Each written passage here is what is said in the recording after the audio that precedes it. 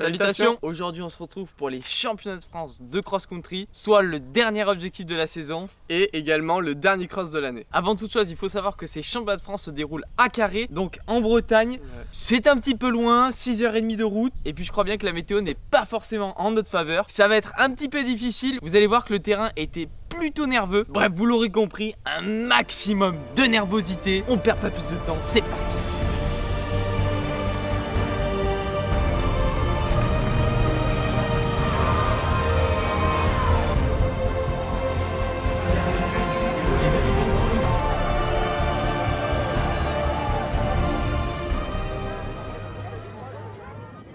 Avant ça, on se retrouve samedi matin à Gourdon, avant le départ, pour faire l'activation de veille de course. Environ 10h30, les sensations sont correctes, hein. Là on y va tout doux, je vais faire 30 minutes à peu près à 5 au kilo. Et ensuite des gammes et 3 fois 200 mètres comme d'habitude. Alors on est direct dans le vif du sujet parce que comme vous pouvez voir, la météo est bien dégueulasse. Faut savoir qu'à ce moment là, ça fait depuis la veille qu'il pleut, et depuis à peu près vendredi 15h jusqu'à du coup quand tu fais ton truc samedi 11h, c'était une catastrophe, il a fait que pleuvoir, c'était tout inondé de partout. À ce moment là, on s'est dit, ouah, ça peut être nerveux. Moi j'étais sous la pluie en train de te filmer avec le parapluie, je suis un petit peu lactique. Bonjour à tous, ça c'est un setup. Si en Bretagne je visite comme ça, je suis pété complet. 40 000 personnes sur le bord en train de se guider dans la boue. Je suis là avec mon parapluie. Clac, clac, clac, clac, clac, clac.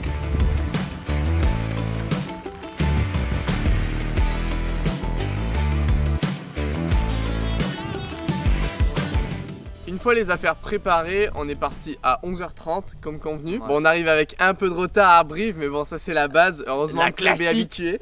Pour ce voyage, on est parti à 2 minibus. On était environ 10 personnes de qualifiées pour courir, plus les accompagnateurs, dont Nico qui était responsable de la conduite. En réalité, on s'est un petit peu relayé. C'était, de toute façon, on peut pas, hein, quand il y a 6h30 de route, sinon c'est lactique jusqu'aux oreilles. Mais bref, du coup, on est arrivé sur le coup de 19h30 à Lorient. Alors, c'était à 70 km de carré. On n'était pas du tout au niveau du parcours, donc impossible de reconnaître le parcours. On l'a juste reconnu à travers les différentes vidéos et les photos qui ont été postées. Tout ce qu'on en a conclu de toute façon, c'est qu'il fallait mettre minimum du 15 mm sur les pointes. Ça annonçait un bon champ de boue et c'était clairement beaucoup plus que ce que j'espérais. Bon, là du coup je suis dans la chambre avec Tom. Là il est parti courir parce qu'il a pas fait l'activation le matin. Donc forcément Nico l'a rejoint parce que Nico est là pour faire du bonus, pour aider les gens. Et puis sur le coup de 20h30, on est allé manger dans un hôtel-restaurant qui avait ouvert que pour nous d'ailleurs, parce qu'il était fermé d'habitude. Au niveau de la bouffe, moi ça me rappelait un petit peu la bouffe du self. Hop, on analyse Tom. Ah, voilà.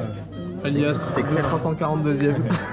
Donc bon, j'étais pas super fan, mais je me suis quand même ravitaillé au maximum, d'autant plus que j'ai eu le droit à 2 desserts. Oui, tant qu'on peut se resservir un dessert, c'est validé. Et puis ensuite on est retourné tranquille dans la chambre. 2 œillères, non 3 œillères pardon. D'ailleurs, départ demain 6h30 pour moi. Départ, ce n'est pas le réveil est bien avant. Le réveil est à 6h. On a convenu 6h. On a convenu 6h. Demain, je suis bénévole du cross. On va partir sur ça. Ouais, demain ça va monter la tente dans la boue, ça va être un plaisir mais fou. Moi j'étais en charge de masser Juju et vous pouvez voir que le lit du dessus n'est pas super pratique. Tom a 2 doigts de se faire un traumatisme crânien sur ce coup. À ce moment demain je lève la tête, je m'éclate. C'est vrai que c'est bas.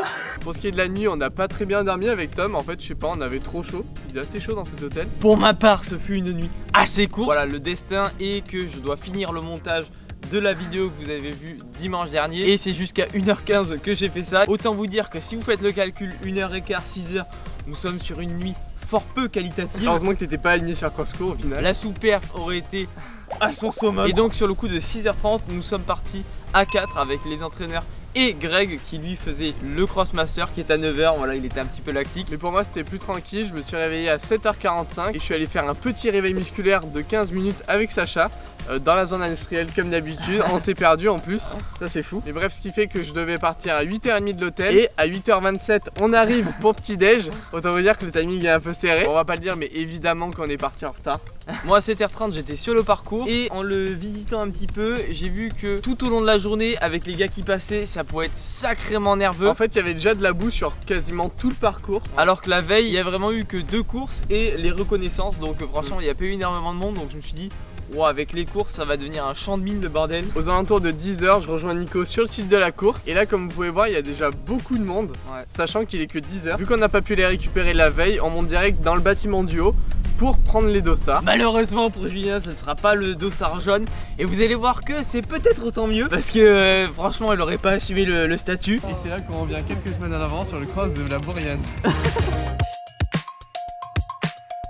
Avant qu'on commence à vous parler de la course de Juju, on va revenir rapidement sur le parcours. C'est un parcours qui est d'un ensemble assez roulant s'il est sec. Il se compose d'un départ d'environ 400 mètres. Ensuite, on passe devant le château avec un bon virage. Ensuite, c'est la moyenne. Ils vont passer là où il y a le plus de monde. C'est la grande partie centrale du parcours. Il va y avoir 2 côtes successives, dont celle du cœur. Et ensuite, sur la grande boucle, la difficulté principale, c'est au niveau de la forêt. Il y aura 2 petites bosses et un bon raidillon plein de boue. Je sais pas comment tu l'as trouvé, toi, mais il me semblait assez nerveux vu de l'extérieur. Vaut mieux pas spoiler. Donc voilà, un parcours assez nerveux et très sélectif. Du point de vue météo, ce qui est sympa, c'est qu'au moins toute la matinée il a fait beau, il a pas plu. Je dirais pas quand même qu'il a fait beau. Hein. Oui, non, mais après il a fait beau pour la Bretagne. Ah ouais, voilà. Donc il faisait très nuageux. Ma course étant à 12h50, il y avait notamment la course de Ewan qui est en minime et de Pierre en cadet. Alors Ewan il s'est bien débrouillé, il a fait 37ème en minime, c'est son premier championnat de France en plus. Ouais. Donc une bonne expérience. Et Pierre, le problème c'est qu'il est tombé malade dans la semaine. Ouais, donc autant vous dire qu'il a fait comme il a pu. Mais en gros il s'est fait remonter tout le parcours. Ouais. Donc une course un petit peu dans le top 100. Ouais, c'est ça. Ça a été bien difficile pour lui, mais il reviendra plus fort sur la piste. Je n'en doute pas. 50 minutes avant ma course, je pars à l'échauffement. Alors il y a un petit terrain en herbe pas très loin du départ. Où là on fait des tours. Hein. J'ai fait ça avec Théo, Tom et Pierre Bouilly. Et Corentin Dufort, qui s'est rajouté à la fin le cycliste dynamique. Il faut savoir que Corentin avant les France, il a fait 300 bornes à vélo. Je crois qu'il a confondu les deux. Mais comme on dit, chacun sa préparation. Toi t'es combien? 518. Il n'y a aucun chiffre relié à ça. Ouais. Non, je pense que c'est 5 kilos ça veut dire. Un ballon on est plus sur du 6 au kilo alors. T'imagines Félix? Alors pour l'échauffement, faut pas traîner, sachant qu'il faut être au départ 10 minutes avant la course environ. Parce que si on veut être bien placé à la ligne de départ et pas être 4 rangées derrière, prendre un peu en avance, sachant que nous on est tout le temps en retard, donc ça pose un problème. Mais là clairement en vrai tu étais bien trop en avance, vous avez vraiment attendu 10 000 ans sur la ligne. Mais c'est vrai que là l'attente était vraiment super longue, j'ai trouvé sur la ligne. J'ai attendu pratiquement 15 minutes sans bouger. Moi clairement je me serais claqué direct dès le départ.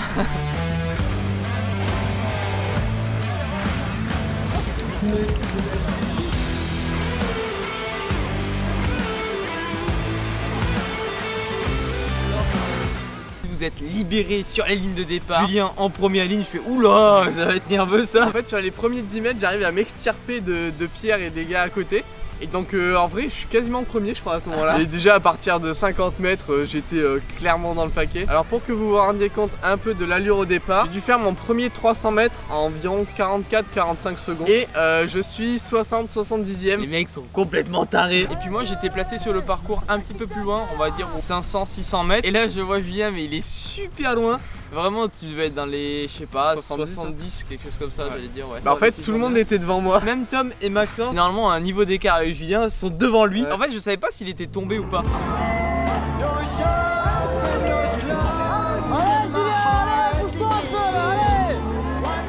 Parce qu'en fait l'objectif qu'on s'était donné, c'est de partir vite, on va dire dans les 50 et de revenir sur les 2 premiers kilomètres vers la tête, donc vers le top 20, top 15. Il y a une étape que j'ai bien suivie, je suis parti on va dire vite, pas très loin des 50, donc ça à la limite c'est pas un problème. Sauf que arrivé vers les 50, et bien j'arrive plus à remonter. Le type est lactique complet. Moi je suis un petit peu en sueur, je me dis bon il attend peut-être un peu hein, mais bon il faudrait pas qu'il attende trop. Théo Dabos, Théo Pénard sont super loin, du coup je me dis mais qu'est-ce qu'il fait quoi. Dès le 3e kilomètre, on voit que je perds beaucoup, je suis vers les 3,30. Et en fait ce qui s'est passé c'est que vers les 6-7 minutes de course, un peu comme en anglais, j'ai un gros point de côté qui apparaît. Alors au début il est pas très fort, j'essaye de bien respirer et tout. Je me dis même que ça va pas forcément me gêner. Mais en fait je me rends compte que vraiment ça me pète la respiration. Et forcément ça se répercute dans les jambes, donc j'ai plus de force, j'ai plus de puissance. Et dans ce parcours on va dire que sans puissance c'est un peu compliqué.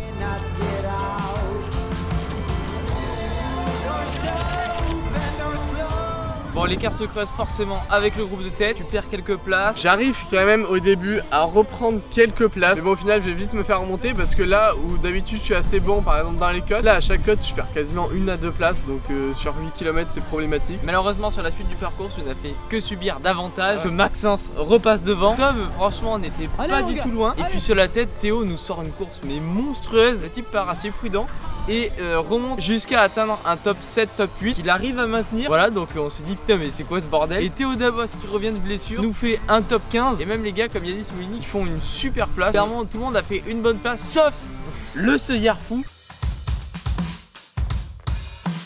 Évidemment, quand je suis pas du tout bien, je me tape un parcours de 8 km. Vraiment, ça m'a paru interminable. Vers le kilomètre 5, j'étais au bout de ma vie, il restait toute la grande boucle et tout. En haut d'une montée, je commence limite à marcher et là je me dis est-ce que j'abandonne? Mais bon, j'ai pensé au trajet, j'ai pensé à tous les gens qui avaient autour, donc je me suis dit bah autant finir en footing. J'ai essayé de limiter la casse comme j'ai pu, mais bon, mentalement et physiquement t'es au bout du rouleau. Quand on n'est pas bien sur un cross comme ça, c'est super difficile mentalement. De toute façon on le voit au nombre d'abandons à chaque course, il y a eu quand même beaucoup d'abandons je trouve. Ouais. J'en fais pas partie, je suis fier. Ah voilà.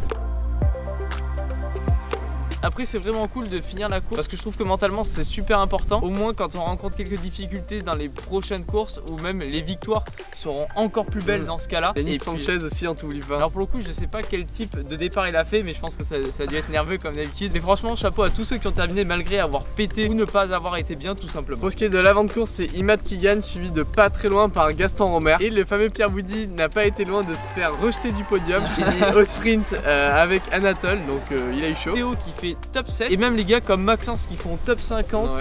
Tom qui fait un top 80 pour sa première année d'athlète. Donc franchement de belles performances dans l'ensemble. Ça va annoncer j'espère une belle saison piste. Pour ma part on va essayer de régler tous les petits soucis et peut-être faire quelques exercices de respiration. Le poumon droit il est un peu capricieux, on va pas se le cacher. Mais bon heureusement il y a eu quand même de belles victoires et de belles courses. Par exemple Gujan-Mestras ou les régionaux. C'est pour ça que globalement je garde un bon souvenir de cette saison cross. Quant aux prochaines compétitions on va normalement faire dans une semaine le 10 km de Saint-Médard. Alors pour ça on va faire un petit test sur Effort 3000 sur 9 minutes. On verra ce que ça donne, je vais essayer de filmer tout ça. Par contre on va attaquer fort sur la saison piste en essayant de régler en même temps tous ces petits soucis. Parce que malgré tout le chrono est toujours plus mis en valeur que le reste. Et c'est pour ça qu'on abordera cette saison avec plein d'objectifs. Sur ce ne vous inquiétez pas, on va revenir bien plus fort. Pour ça bien sûr on va se lier rudement. Et puis on se retrouve très prochainement pour de nouvelles aventures, de nouveaux objectifs.